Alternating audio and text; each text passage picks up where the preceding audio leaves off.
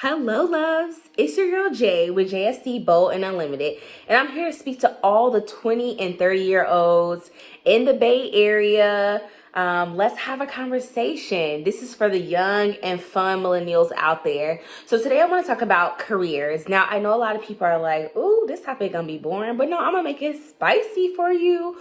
Okay, so it all started with Fat Camp. Yes, I said fat camp. When I was in my preteens, like middle school, I was a chubby kid, y'all. Very, very chubby. And my parents put me in fat camp at the YMCA on 67th, I think in like Stony Island in Chicago.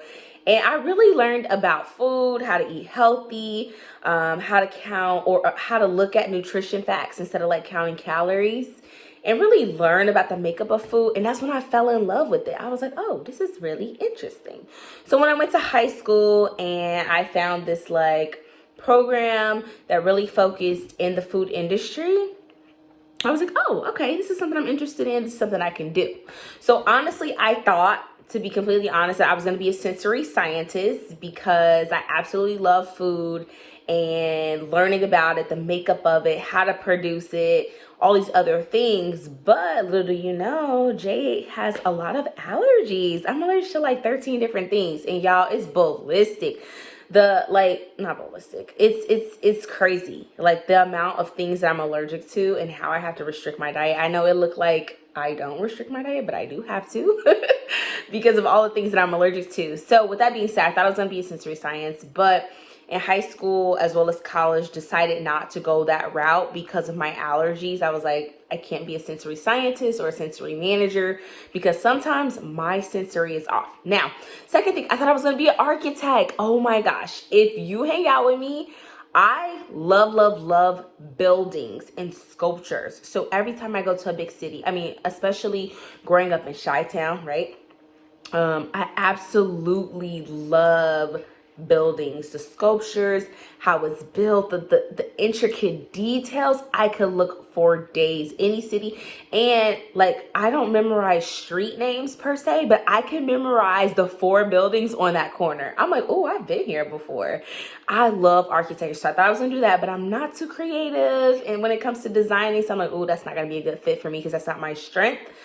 And then when I got to high school, I was really good with numbers, and I still am. And I love math. Like even now these days, I will help other people with math, like middle school, even high school. I'll help them with math. They'll send me like math problems, and I'm like, yes! I'm like so excited to like do it. I'm like, oh, done, right? This is how you do it.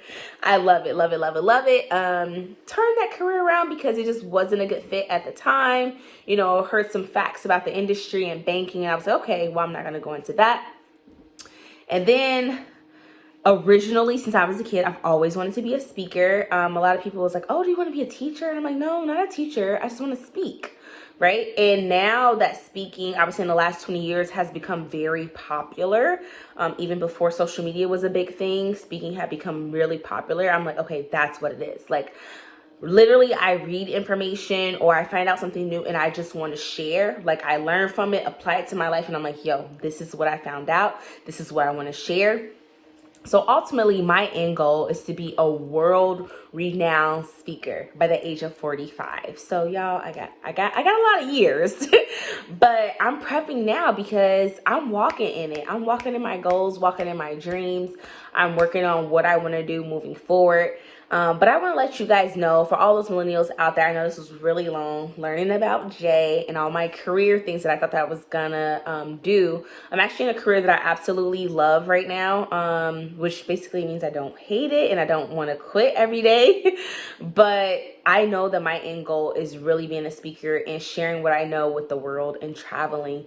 It's completely okay if you don't know what you want to do when you grow up. You don't know what you want to do with your life. It's completely okay. I'm here to tell you that. It took me almost 10 years to find a career in corporate America that I actually enjoy. I cannot tell you guys, and I will not put my business out there, how many times I have not stayed with companies, okay? I will not tell you that because it's a long rap sheet because I'm like, this company or these people, they're not for me. That's a whole nother conversation that I'll talk about later. But guys, I want to encourage you to keep going, keep pushing. Trust me, you will find what your strength is and what your passion is and how to match that with a career or a business. You will find it. So for all my 20 and 30-year-olds out there that's still like, man, I'm still kind of lost, I haven't really found my way, mostly people in their 20s, you will find it. Keep searching, keep doing the work, keep figuring out what you want to do, find out what your passions are and go forward. Like, really, find out what you're good at, find out what you're passionate about. What do you, when you wake up in the morning, what is one thing that you have to do outside of your devotional, outside of God, or maybe that is what you have to do? Like, you want to think of it that way. When I wake up in the morning, what is it that I must do? And that's your passion.